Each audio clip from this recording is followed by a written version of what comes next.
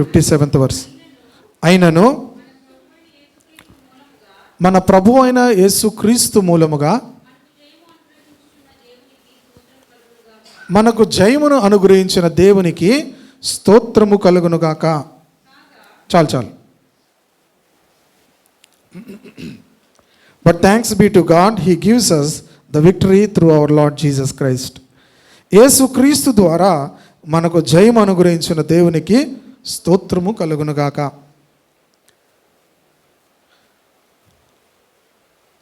ఆశీర్వాదం అనే మాటను మనం చాలాసార్లు వింటాము.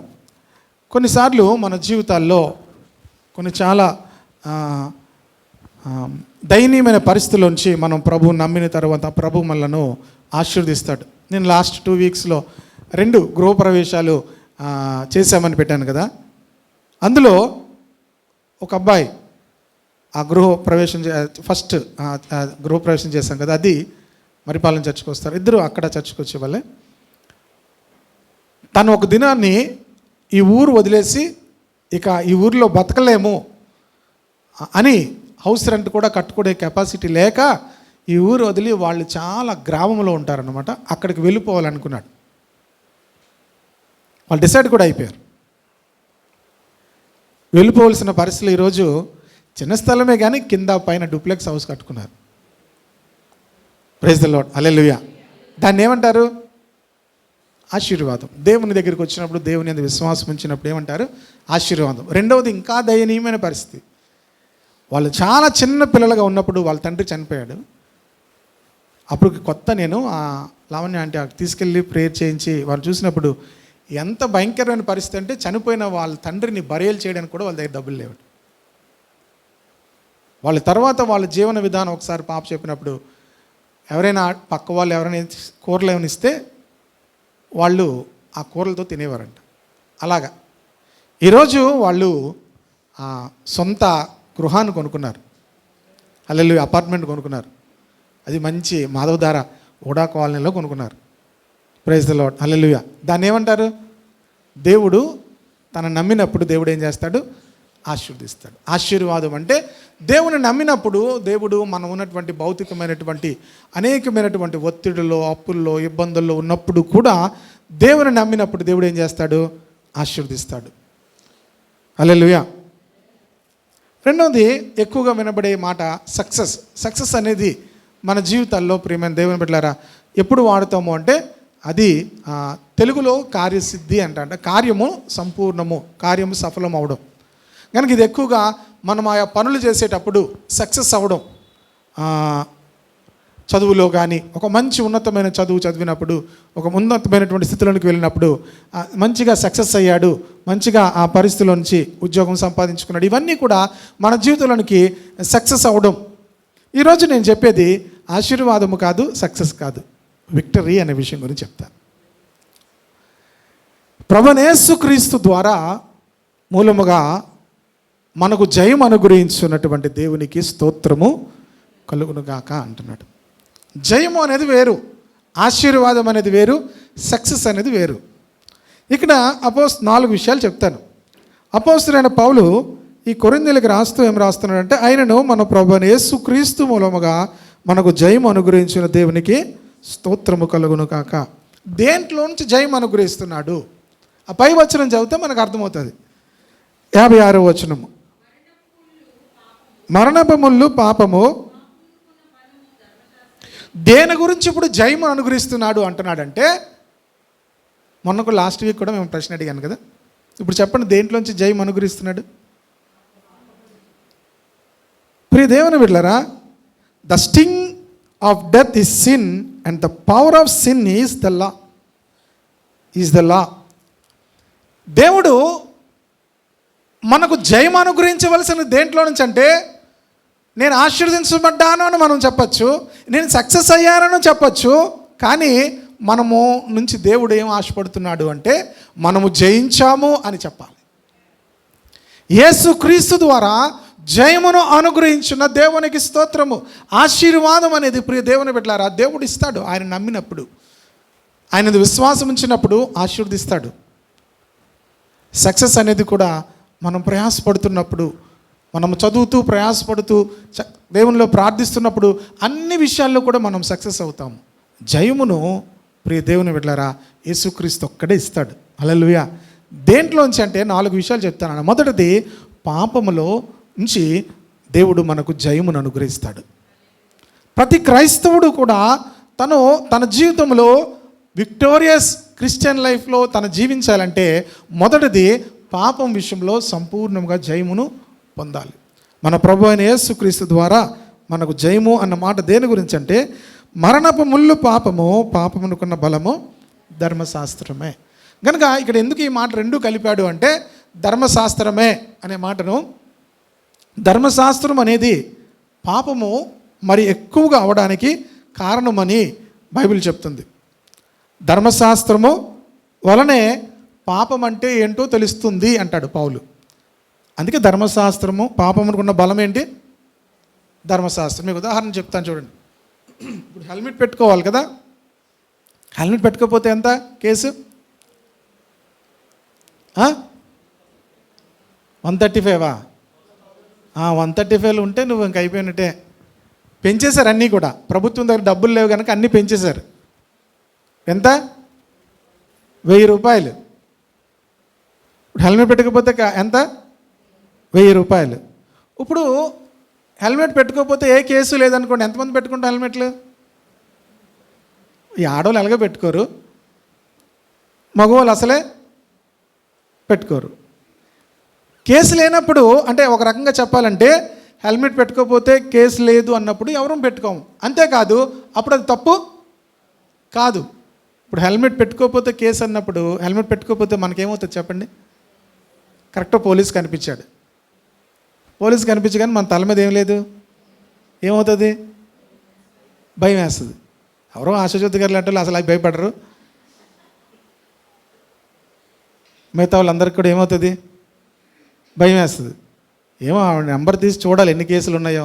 సిగ్నల్ మెయింటైన్ చేయరు, హెల్మెట్ పెట్టరు, వెళ్ళిపోతుంటారు. సిస్టర్ గారు, ఇప్పుడు దేవుని బిడ్డలారా, మన నెంబర్లన్నీ కొడితే మనకు అవన్నీ వస్తాయి అందులో, యాప్లో ఎన్ని ఉన్నాయో కేసులు మన మీద. అయితే ధర్మశాస్త్రమును దేవుడు ఏం చేశాడట? పాపమును క్రైస్తవులు ఎలా జయించాలో ఇక్కడ విషయాన్ని చెప్తున్నాడు. ధర్మశాస్త్రం నన్ను ఏం చేశాడు? కొట్టివేశాడు. పాపమునుకున్న బలం ఏంటి? ధర్మశాస్త్రం. కనుక పాపము దేన్ని ఆధారము చేసుకొని ఏలుతుందంటే, ఈ ధర్మశాస్త్రమును బట్టి పాపం ఏం చేస్తుందట? ఏలుతుంది. అంటే పాపము మరి ఎక్కువగా పాపముగా కనబడుతుంది. కనుక ప్రభు ఏం చేశాడంటే ఆ ధర్మశాస్త్రం నా శరీరం అందు ఆయన ఏం చేశాడు? కొట్టివేశాడు. ఇప్పుడు మనము దేనిని బట్టి జీవిస్తామంటే, ఇప్పుడు మనకు ధర్మశాస్త్రం లేదా అంటే, ధర్మశాస్త్రం నన్ను ఏం చేశాడంటే మన హృదయంలో పెట్టాడు ఆయన. హల్లెలూయా. మనకు బాహ్యముగా ధర్మశాస్త్రం లేదు, కానీ మనకు ఎక్కడుంది ధర్మశాస్త్రము? పరిశుద్ధ ఆత్మ ద్వారా మన మనస్సాక్షి మనకు బోధించడం ద్వారా, ప్రియ దేవుని బిడ్డలారా, ఏది తప్పో ఏది తప్పు చేయకూడదు అని చెప్పి దానిని చేసేటట్లుగా పరిశుద్ధాత్మ ద్వారా దేవుడు తన యొక్క ధర్మశాస్త్రాన్ని మన హృదయంలో ఉంచాడు. హల్లెలూయా. కనుక పరిశుద్ధాత్మను దేవుడు మనకి ఇవ్వడం ద్వారా మనం ఏం చేస్తున్నామంటే పాపమును జయించగలుగుతాం. హల్లెలూయా. పాపమును ఏం చేయగలుగుతాము? జయించగలుగుతాము. యేసుక్రీస్తు ద్వారా ప్రియ దేవుని బిడ్డలారా మనకు పాపములో దేవుడు జయమును అనుగ్రహిస్తున్నాడు. మొదటి విషయం. హల్లెలూయా. కనుక ఒకవేళ ఇంకా మనకు పాపం మీద జయము లేదనుకోండి, మనం ఇంకా ఎక్కడున్నాము? విక్టోరియస్ క్రిస్టియన్ లైఫ్ అనేది మన జీవితంలో లేదు. You have to overcome sin. మనము పాపమును జయించాలి. యేసుక్రీస్తు నామములో పరిశుద్ధాత్మ ద్వారా పాపమును ఏం చేయాలి? జయించిన వారముగా ఉండాలి. ఆమె నేను లాస్ట్కి వచ్చేసరికి మీకు ఇది ఇంకా క్లియర్గా నేను ఎక్స్ప్లెయిన్ చేస్తాను. కనుక ప్రతి క్రైస్తవుడు కూడా పాపం విషయంలో జయించిన వ్యక్తిగా ఉండాలి. ఆయనే మనకు జయమును అనుగ్రహిస్తాడు. ఎలాగంటే ప్రభు యొక్క ఆత్మ ద్వారా మనకు పాపం విషయంలో జయమును అనుగ్రహిస్తాడు. ఇంకా చాలా విషయాలు ఉన్నాయి కనుక మరలా నేను చివరిలో వచ్చినప్పుడు దీన్ని కలుపుతాను. రెండవది 1 యోహాను పత్రిక 5:4. 1 యోహాను పత్రిక 5వ అధ్యాయము 4వ వచనం.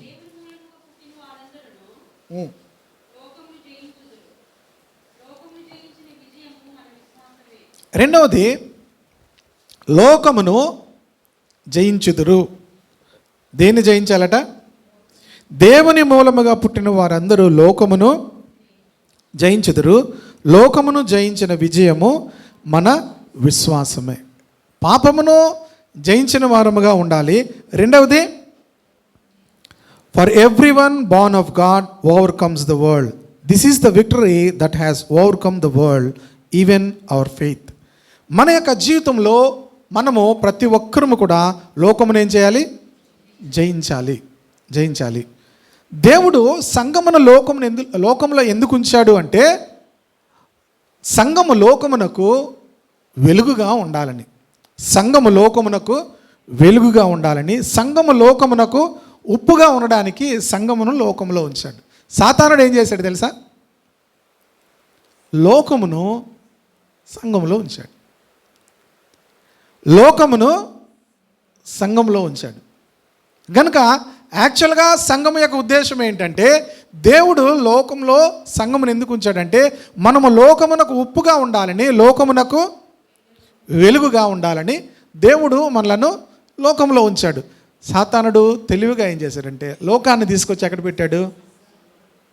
లోకం వల్లనే ప్రియ దేవుని బిడ్డలారా, సంఘంలో అనే ఆ వరల్డ్లీనెస్ వల్ల సంఘము ఫలించవలసిన రీతిలో ఫలించకుండా, దేవునికి మహిమకరముగా ఉండకుండా మరి సంఘము దాని ప్రభావాన్ని కోల్పోతుంది. కనుక ఖచ్చితంగా ప్రతి విశ్వాసి కూడా లోకమును జయించాలి.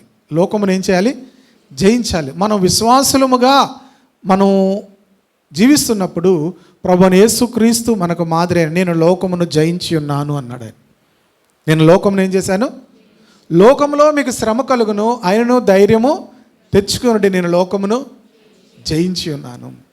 ఈ యోహాను ఒక్కడే లోకం అనే మాటను చాలాసార్లు రాశాడు. యోహాను సువార్తలోను అలాగే పత్రికల్లోనూ కూడా లోకం అనేటువంటి మాటను చాలాసార్లు వాడాడు. మనము సులువుగా తప్పిపోవడానికి గల కారణం ఏంటో తెలుసా? లోకం ఏది కూడా పాపముగా మనకు కనబడదు. ఎందుకు అనుకుంటామంటే, అది బాగానే ఉంటుంది, కామన్ అనుకుంటాం. అవన్నీ కూడా ఏమనుకుంటాము? కామన్ అనుకుంటాం. ఒక ఆయన చెప్తూ, ఈవెన్ లోకంలో కూడా చాలామంది మంచి మంచి మాటలు చెప్తుంటారు. ఆ మాటలు కూడా మీరు వింటూ ఉండాలి. మనుషులకి జీవించడానికి పెద్ద ఖర్చు అవ్వదు అన్నాడు ఆయన. మనుషులు బ్రతకడానికి పెద్ద ఖర్చు అవ్వదు అన్నాడు. అంటూ రెండో మాట ఏమన్నాడంటే, మనం ఇంకొకలా బతకాలనుకుంటాం కదా, అప్పుడు స్టార్ట్ అవుద్ది ఖర్చు అన్నాడు. కొంతమందికి అర్థమైంది అనుకుంటారు. ఎప్పుడు ఖర్చు మొదలవుద్దట? మనిషి బ్రతకడానికి పెద్ద ఖర్చు అవ్వదు, కానీ మనం ఇంకొకలాగా బ్రతకాలనుకుంటాం కదా, అప్పుడు స్టార్ట్ అవుతుందట ఖర్చు.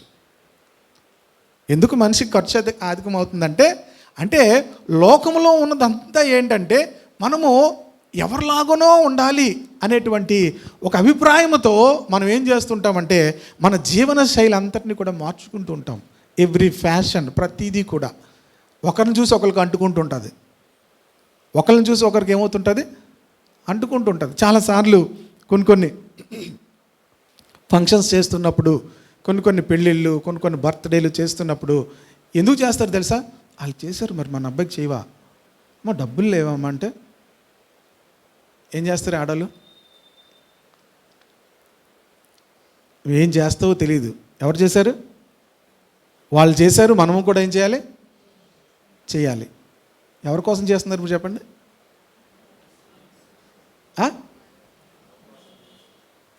మ్యారేజ్లో కూడా వాళ్ళు ఎన్ని వేశారు? వారు 3 రకాలు వేశారు. మనం ఎన్ని రకాలు వేయాలి? ఎందుకమ్మా అది పడేస్తుంటారు తెలుసా? నేను అలా చూస్తుంటాను.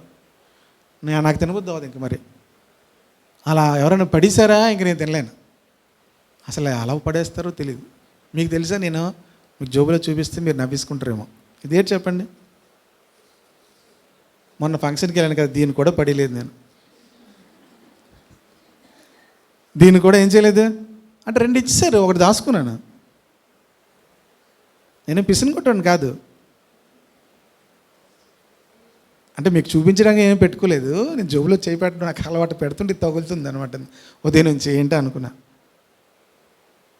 ప్రియ దేవుని బిడ్డలారా, ఎందుకు చేస్తారు అంటే, ఎవరో చేశారు మనము చేస్తాం.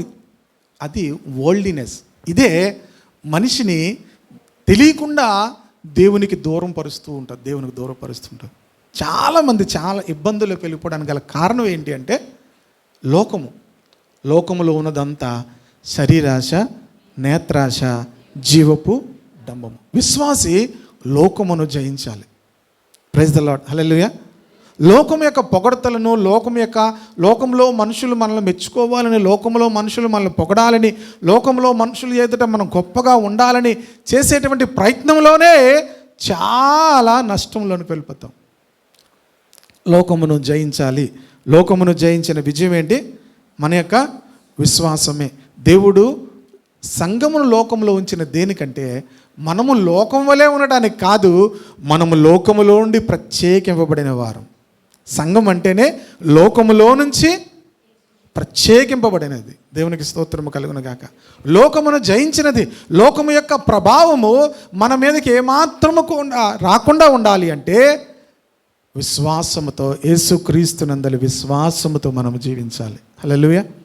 ఎప్పుడైతే యేసుక్రీస్తునందు విశ్వాసంతో మనం జీవిస్తామో లోకమును ఏం చేస్తామో జయించగలుగుతాం. లోకమును జయించగలిగినప్పుడే మనం నిజమైనటువంటి క్రైస్తవులము. ఈ లోకాధికారి వచ్చుచున్నాడు.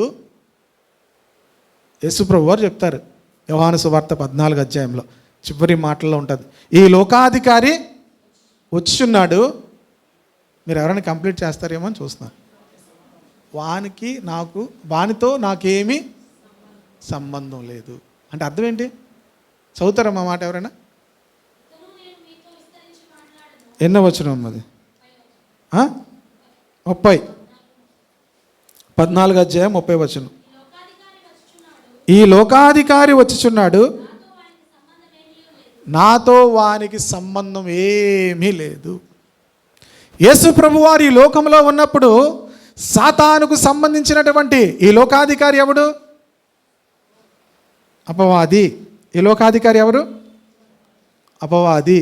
మీరు కన్ఫ్యూజ్ అవుతారు, అదేంటండి దేవుడు కదా లోకాధికారి అనుకుంటారు. ఇప్పుడు ప్రభుత్వం ఎవరిది? రాష్ట్ర ప్రభుత్వం ఎవరిది? అన్నిటికీ మౌనం ఏంటండి బాబు? రాష్ట్ర ప్రభుత్వం ఎవరిది? చంద్రబాబుది కాదు, టీడీపీ వాళ్ళది. ఓకే. కేంద్రంలో ఈ దేశమంతా ఎవరిది? ఈ ప్రపంచమంతా ఎవరిది? ఈ భూమి మీద లోకాధికారిగా ఉన్నాడు, కానీ అంతా ఎవరిది? దేవునిది. అది మర్చిపోకూడదు మీరు. లోకాధికారి అనగా లోకానికి అంతటికి అధికారం ఆడే, అంతా ఎవరిది? దేవునిది. ఆమేన్, హల్లెలూయా. అంతా దేవునిది, సర్వము ఆయనదే. ఆయన సర్వాధికారి. వాడు లోకాధికారి, మన దేవుడు ఎవరు? సర్వాధికారి. ఆమేన్. కనుక ఈ లోకాధికారి వస్తున్నాడు, నాతో వానికి సంబంధం ఏమీ లేదు. మనం చెప్పగలమా ఈ లోకంతో నాకేమీ సంబంధం లేదని? ఈ లోకం యొక్క ఏ అట్రాక్షన్ కూడా నన్ను అట్రాక్ట్ చేయలేదు. ఈ లోకంలో ఉన్నది ఏది కూడా నన్ను ఆకర్షించలేదు. ప్రియ దేవుని బిడ్డలారా, ఈ లోకం అంతా కూడా గొప్ప ఆకర్షణతో కూడి ఉంటుంది. ఈ లోకంలో ఉన్నది అంతా కూడా గొప్ప ఆకర్షణతో ఉంటుంది. ఏ ఆకర్షణ కూడా మనల్ని ఆకర్షించకుండా ఉండాలి అంటే యేసుక్రీస్తునందలి విశ్వాసముతో మనము జీవించాలి. ఆమేన్.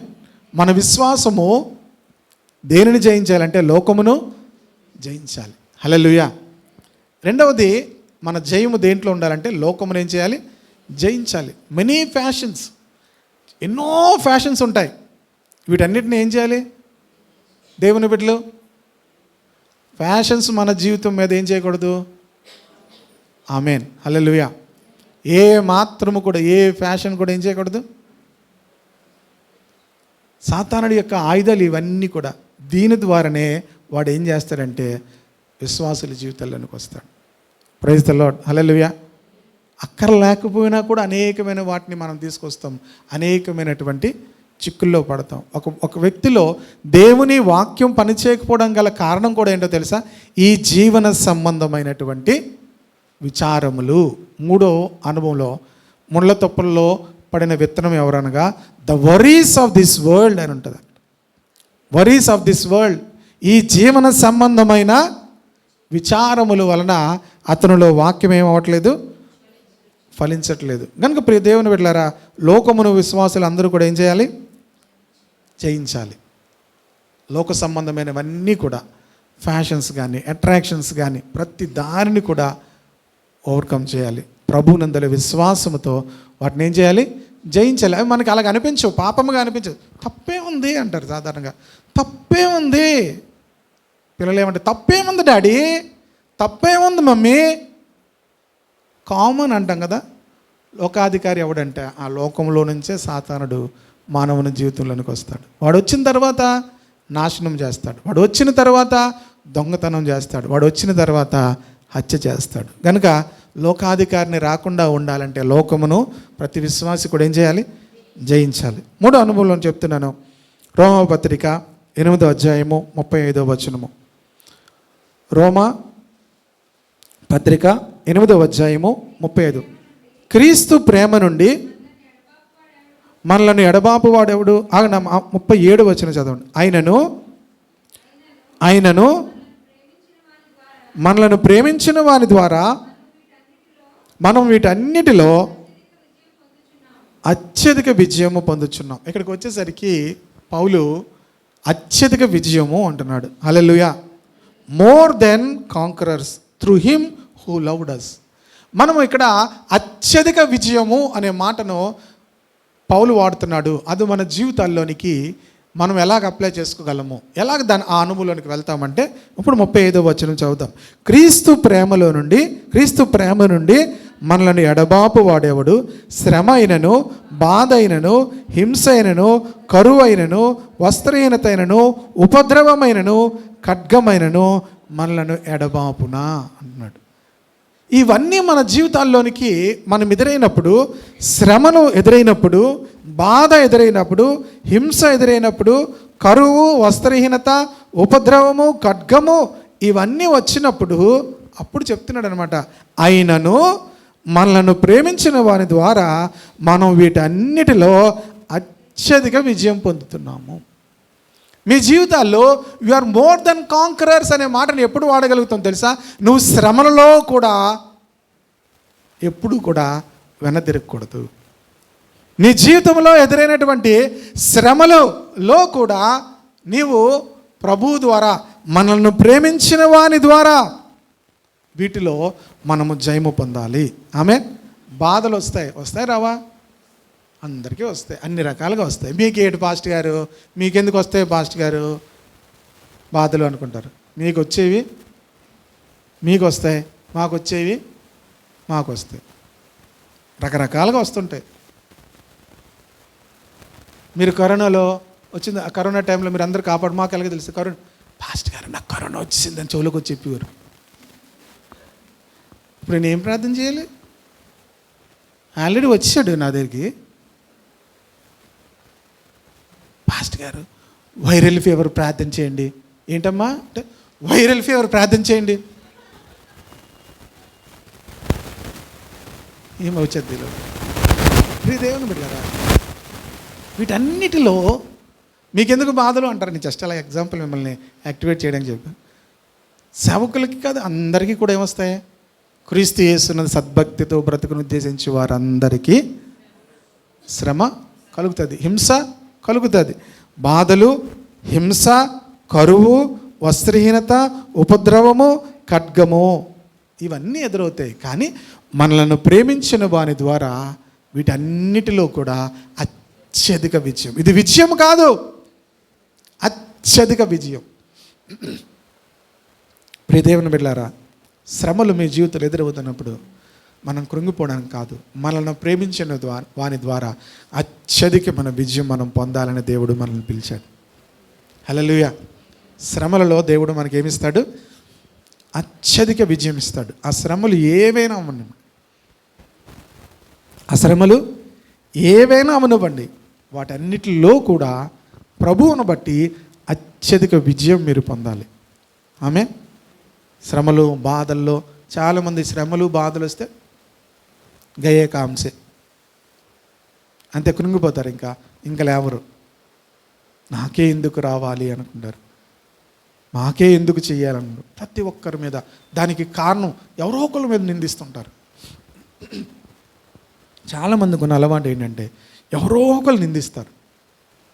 వారి శ్రమలు జయించడానికి పోయి, ప్రియ దేవుని బిడ్డలారా, దేవుడు మనల్ని ఇతరులు నిందించడానికి మనకు శ్రమలు ఎలవ్ చేయలేదు. ఆ శ్రమల్లోనూ జయము పొంది అత్యధిక విజయం, you are more than conqueror అని నువ్వు పిలువబడాలనే దేవుడు నీకు ఆ శ్రమలు ఎలవ్ చేశాడు. ఆమెన్, హల్లెలూయా. ఏ శ్రమ కూడా మీరు ఓడిపోవడం కోసం దేవుడు ఇవ్వడు.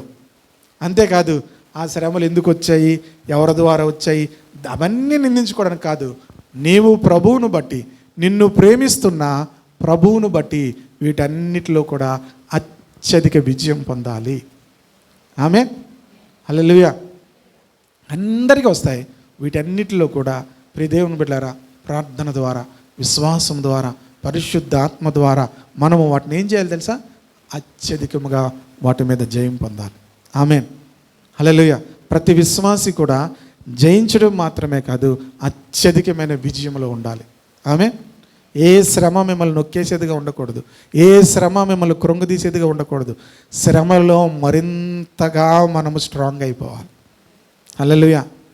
శ్రమల్లోంచి వెళ్ళిన తర్వాత మనము ఇంకా మోర్ దెన్ కాంకరర్స్. బాబోయ్, వీళ్ళు ఇంకా విజయంలోనికి వెళ్ళిపోతున్నారని సాతానుడు అనుకోవాలి. ఆమేన్, హల్లెలూయా.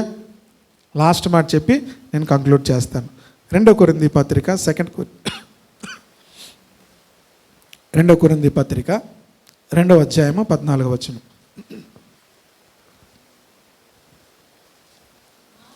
మా ద్వారా ప్రతి స్థలమందును క్రీస్తును గూర్చిన జ్ఞానము యొక్క సువాసనను కనబరచుచు ఆయన యందు మమ్మను ఎల్లప్పుడూ విద్యోత్సవముతో ఊరేగించున్న దేవునికి స్తోత్రము. మళ్ళీ ఒక ప్యాసేజ్ ఉంది మనకి ఇక్కడ, చిన్న ముక్క. ఇందులో ఇప్పుడు ఏంటి విజయం చెప్పండి? ఆ 14వ వచనంలో, but thanks be to God who in Christ always leads us in triumphal procession and through us spreads the fragrance of the knowledge of him everywhere. ఇందులో విజయం ఏంటి చెప్పండి?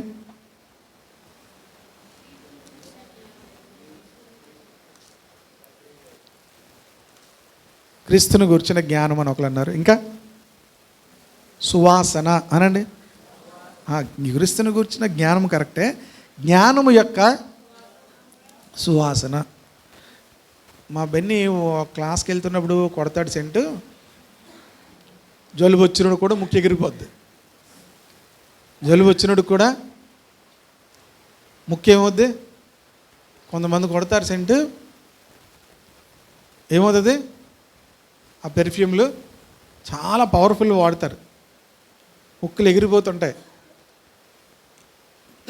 ఇక్కడ పౌలు ఒక మాట చెప్తున్నాడు, క్రీస్తును గూర్చిన జ్ఞానము యొక్క సువాసన మా ద్వారా ప్రతి స్థలములో కూడా ఏమవుతుందట? ప్రతి స్థలములో కూడా కనపరుస్తున్నటువంటి దేవునికి స్తోత్రము అంటున్నాడు. హల్లెలూయా. మీ విజయం ఏంటో తెలుసా? మీరు ఆశీర్వదించబడచ్చు. Maybe you may success in your life, you are blessed in your life. కానీ నీ విజయోత్సవం ఏంటో తెలుసా? నీ ద్వారా ప్రతి స్థలములో కూడా దేవుని గుర్చిన జ్ఞానము యొక్క సువాసన రావాలి. మన ద్వారా మనం ఎక్కడున్నా కూడా మన ద్వారా దేవుని గూర్చిన జ్ఞానము యొక్క సువాసన రాకపోతే నువ్వు విజయంలో లేవు.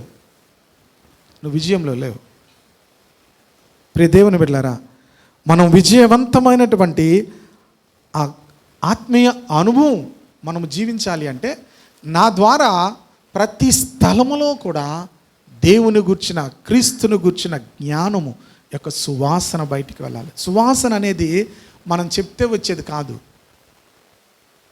సువాసన అనేది ఏంటి? ప్రజలు మన దగ్గరికి రాగానే, దగ్గరికి ఇంచుమించు చాలా దూరంలో ఉండగానే మన నుంచి ఏమవ్వాలి? ఆ ఫ్రాగ్రెన్స్ ఏమవ్వాలి? వెళ్ళాలి. ప్రియ దేవుని బిడ్డలారా, what kind of fragrance we have? మన జీవితాల్లో ఎలాంటి సువాసన ఉంది? పౌలు అంటున్నాడు, ఇది విజయోత్సవం అంటున్నాడు. అదే నా జీవితంలో విజయోత్సవం. మా ద్వారా ప్రతి స్థలములో కూడా క్రీస్తును గూర్చినటువంటి జ్ఞానము యొక్క సువాసన వెదజల్లుతుంది. మీ జీవితాల్లో క్రీస్తును గూర్చిన సువాసన వెళ్తుందా? వెళ్ళకపోతే you may be blessed, you may be experiencing success. ఇప్పుడు చెప్తా, పరలోకంలో ఆశీర్వదింపబడుట అనే మాట కనబడదు, సక్సెస్ అనే మాట కనబడదు, కానీ 7 సంఘాలకు కూడా జయించిన వానికి అనే మాట మాట్లాడాడు. ఆల్ 7 చర్చెస్లో కూడా 7 సంఘాల్లోనూ కూడా చూడండి, మొదటి సంఘము ఎఫెసీ సంఘము గురించి 7వ వచనంలో అంటున్నాడు, చెవిగలవాడు ఆత్మ సంఘములతో చెప్పు మాట వినుగాక, జయించువానికి దేవుని పరదేశులో ఉన్న జీవవృక్ష ఫలమును భుజింపనిస్తాను. దేంట్లో జయం పొందాలి? ప్రియ దేవుని బిడ్డలారా, who is the victorious Christian?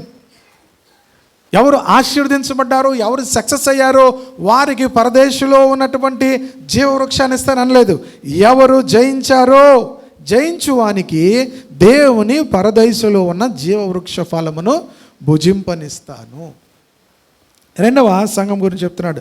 స్ముర్మాలో ఉన్నటువంటి సంఘం గురించి 11వ వచనము, సంఘములతో ఆత్మ చెప్పుచున్న మాట చెవిగలవాడు వినుగాక, జయించువాడు 2వ మరణం వలన ఏ హానియు చెందడు. 2వది ఎవరికి చెప్తున్నాడు? స్పుర్మాలో ఉన్నటువంటి సంఘముకు చెప్తున్నాడు, జయించువాడు. 3వది సంఘము పెర్గములో ఉన్నటువంటి సంఘము కోసం 17వ వచనంలో చెప్తున్నాడు, సంఘములతో ఆత్మ చెప్పుచున్న మాట చెవిగలవాడు వినుగాక, జయించువానికి మరుగయ్యున్న మన్నాను భుజింపనిత్తును, మరియు అతనికి తెల్ల రాతినిస్తాను, ఆ రాతి మీద చెక్కబడిన ఒక కొత్త పేరును పొందిన వానికే కానీ అది ఎవరికి కూడా తెలియదు. ఎవరికి ఇది ఇస్తాడు దేవుడు? జయించిన వానికి. తర్వాత తుయతైరలో 26వ వచనం చూడండి, నేను నా తండ్రి వలన అధికారం పొందినట్లు జయించుచు అంతం వరకు నా క్రియలు జాగ్రత్తగా చేయువానికి జనముల మీద అధికారం ఇచ్చేతను. అతడు ఇనుప దండముతో వారిని ఏలును, వారు కుమ్మరి వాని పాత్ర వలె పగలగొట్టబడదురు, మరియు అతనికి నేను వేకువ చుక్కను ఇచ్చేదను. తర్వాత సార్దిస్ 5వ వచనము, జయించువాడు అలాగు తెల్లని వస్త్రములు ధరించుకొనును, జీవగ్రంథముల నుండి అతని పేరంత మాత్రము తుడుపు పెట్టబడదు, నా తండ్రి ఎదుటను ఆయన దూతల ఎదుటను అతని పేరు ఒప్పుకుందును. తర్వాత ఫిలదెల్ఫియాలో 12వ వచనము, జయించువానికి నా దేవుని ఆలయములో ఒక స్తంభముగా చేసేది. జయించు వారిని నా దేవుని ఆలయంలో ఒక స్తంభముగా నేను చేస్తాను, అందులో నుండి వాడు ఇక మీదట ఎన్నటికి వెలుపలకు పోడు, మరియు నా దేవుని పేరును పరలోకములో నా దేవుని యొద్ద నుండి దిగి వచ్చిన నూతనమైన యెరూషలేమును, నా దేవుని పట్టణపు పేరును, నా కొత్త పేరును వాని మీద రాస్తాము. లవోదికీయ సంఘం కోసం రాస్తున్నాడు 21వ వచనము, నేను జయించి నా తండ్రితో కూడా ఆయన సింహాసనమందు కూర్చుండి ఉన్న ప్రకారము జయించు వారిని నాతో కూడా సింహాసనం మీద కూర్చుండనిచ్చేదను. 7 సంఘాలకి కూడా ఏమాట రాశాడు? జయించు, జయించే వానికి ఇది ఇస్తాను. ప్రియ దేవుని బిడ్డలారా, క్రైస్తవ జీవితము పాపాన్ని జయించాలి. Never compromise with sin. పాపమును ఏం చేయాలి? పరలోకములో దేవుడు ఇచ్చే ప్రతీదీ కూడా ఎవరికి ఇస్తానంటున్నాడంటే జయించేవానికి ఇస్తాను అంటున్నాడు. మనము ఓడిపోయిన వారముగా ఉండాలని దేవుడు కోరుకోవట్లేదు. పాపాన్ని జయించిన వారముగా మనం ఉండాలి. 2, మన జీవితాల్లో ఏం చెప్పాను? లోకమును జయించాలి. World is too dangerous. సాతానుడు చాలా తెలివిగా సంఘములోనికి లోకాన్ని పడుతున్నాడు.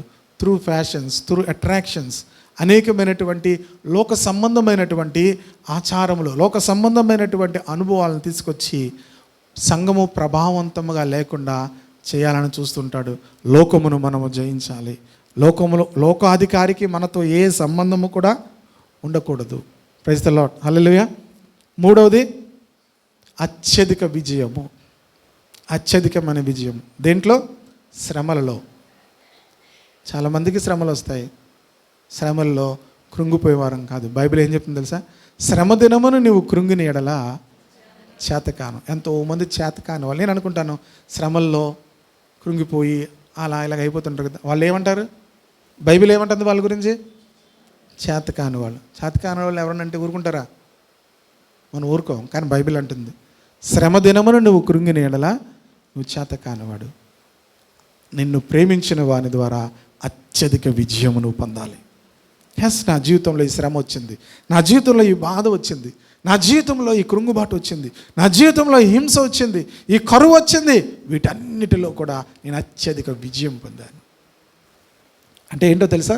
వీటన్నిటిని నేను జయించాను. ఆమె ప్రతి క్రైస్తవుడు కూడా, every Christian has to go through వీటన్నిటి అనుభవాలు గుండా వెళ్ళాలి. వీటన్నిటిలో నుంచి కూడా ప్రభు అయిన యేసుక్రీస్తు నిన్ను అత్యధిక విజయంలోనికి నడిపిస్తాడు. ఎందుకో తెలుసా? ఆయన నిన్ను ప్రేమిస్తున్నాడు.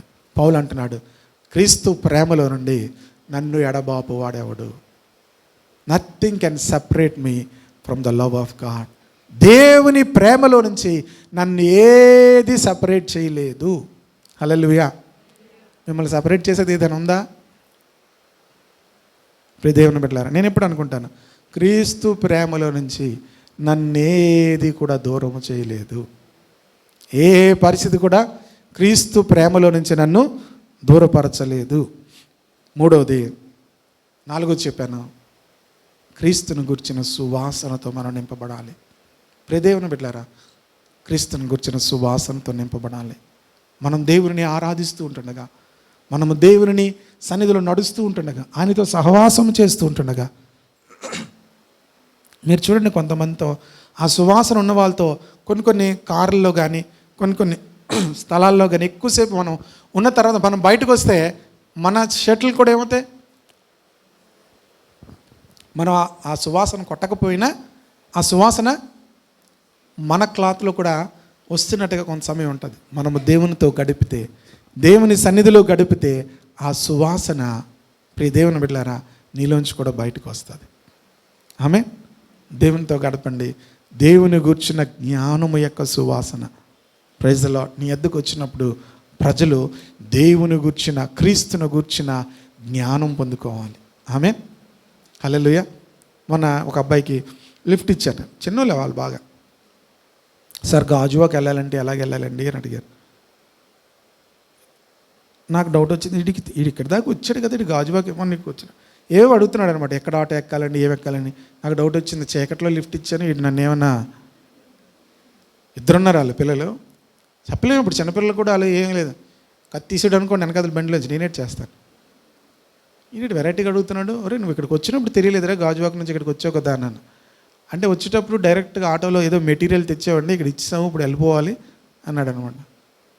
వెళ్ళిపోవాలంటే సరే నేను చెప్తానులే, చెప్తాను అనలేదు, ఇక్కడ దించేస్తాను, నువ్వు వెళ్ళగలితే వెళ్ళరా అన్నాను. నాకు డౌట్ వచ్చింది, వీటి మీద డౌట్ వచ్చింది కదా. వాళ్ళు చిన్నపిల్లలు మళ్ళీ డౌట్ ఉంది, ఏ ఊరు వెళ్ళరా మీరు అని అడిగితే మొత్తం ఏదో ఊరు చెప్పాడు. నేను పాస్టర్ గారిని, యేసుక్రీస్తు తెలుసా నీకు అన్నాను. కొన్ని మాటలు ఏవో చెప్పాను వాళ్ళకి. చెప్పిన తర్వాత దింపితే ప్రైజ్ లార్డ్ అండి అన్నాడు. దిగిపోయిన తర్వాత వీడు ప్రైజ్ లార్డ్ అన్నాడు, ఏంట్రా అన్నాడు. ఏమోనండి మా ఊర్లో చెప్తారా పాస్టర్ గారికి అన్నాడు. ఏమోనండి మా పాస్టర్ గారికి ఏం చెప్తారన్నాడు. మా ఊర్లో కూడా పాస్టర్ గారు వస్తారండి, వాళ్ళు వచ్చినప్పుడు మా ఊరు వాళ్ళందరూ ప్రైజ్ లార్డ్ అంటారండి, అందుకే అన్నానండి అన్నాడు. ఆయన చూసిన గొప్ప సంతోషం అనిపిస్తుంది. మళ్ళీ దేవుని గురించి చెప్పాను. ఇప్పుడు దేవుని బిడ్డలారా, మనలోంచి ఏ సువాసన వెళ్ళాలి తెలుసా? దేవుని గూర్చిన జ్ఞానం యొక్క సువాసన వెళ్ళాలి. మిమ్మల్ని ఎవ్వరు కలిసినా, మీతో ఎవ్వరు మాట్లాడినా క్రీస్తును గూర్చిన జ్ఞానము యొక్క సువాసన వెళ్ళాలి. అంతే తప్ప మనలోంచి ఇంకేం బయటికి వెళ్ళకూడదు. హల్లెలూయా. నువ్వు ఎప్పుడు అలాగ వెళ్తుంది అంటే లోకం యొక్క ప్రభావం నీ మీద ఉండకూడదు, పాపం యొక్క ప్రభావం నీ మీద ఉండకూడదు. శ్రమలు, బాధలు, హింసలు వచ్చినా కూడా వాటిని కూడా నువ్వు జయిస్తే నువ్వు విజయోత్సవముతో దేవుడు నిన్ను ఊరేగిస్తాడు. అది ఊరేగిస్తాడనే మాట రాశాడు అక్కడ. ఏం రాశాడు? ప్రభువు మనల్ని ఏం చేస్తాడట? ఊరేగిస్తాడట. ఎవరు? క్రీస్తునందు ఎల్లప్పుడూ దేవుడు మమ్మల్ని ఏం చేస్తున్నాడు? ఊరేగిస్తున్నాడు. ఆమేన్. ఎవరిని ఊరేగిస్తారు చెప్పండి? లాస్ట్ మాట. ఎవరిని ఊరేగిస్తారు? ఇప్పుడు ఒలింపిక్స్ అవుతున్నాయి, వాళ్ళు గెలిచిన తర్వాత వచ్చారనుకోండి, ఒక సింధు ఓడిపోయింది, సింధు అయినా రాగానే ఊరేగిస్తారా? గతంలో గెలిచినప్పుడు ఊడిపోయింది, ఏం చేస్తారు? ఊరేగించరు. ఎవరు ఊరేగిస్తారు? గెలిచిన వాళ్ళని ఏం చేస్తారు? ఊరేగిస్తారు, ఎత్తి ఊరేగిస్తారు. దేవుడు కూడా ఎవరిని ఊరేగిస్తాడు అంటే, ప్రియ దేవుని బిడ్డలారా, జయించిన వారిని ఊరేగిస్తాడు. ఆమేన్. మీరు జయించాలి, రాజీ పడిపోయిన వారిగా ఉండకూడదు, కాంప్రమైజ్డ్ లైఫ్ కాదు. ప్రియ దేవుని బిడ్డలారా, మనం ప్రత్యేకించుకోవడం ప్రారంభించాలి. అట్మాస్ఫియర్ అక్కడ బాగోలేదనుకోండి, అక్కడి నుంచి బయటకు వచ్చేసేయాలి. బయటకు వచ్చి మనం ప్రత్యేకంగా జీవించడం ప్రారంభించాలి. నలుగురితో ఏంటి? నలుగురితో చెప్పండి. నలుగురిలో ఉన్నప్పుడు ఏంటి?